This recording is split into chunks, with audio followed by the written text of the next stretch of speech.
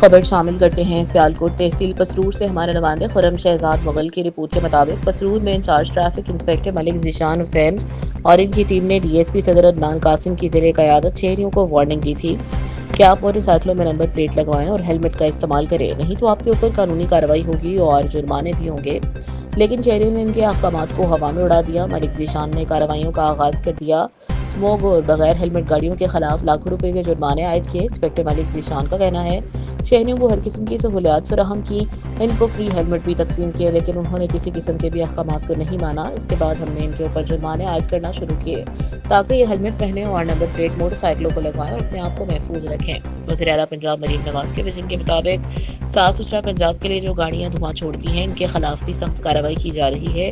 Smog کے حوالے سے عمل درآمد کروایا جا رہا ہے۔ 1500 شہریوں کا چالان کیا گیا، لیکن شہری پھر بھی احکامات نہیں مان رہے۔ شہریوں سے اپیل ہے کہ ہیلمٹ کا استعمال لازمی کریں۔ مزید خبروں کے لیے دیکھتے رہیے چینل اسکالرز نیوز۔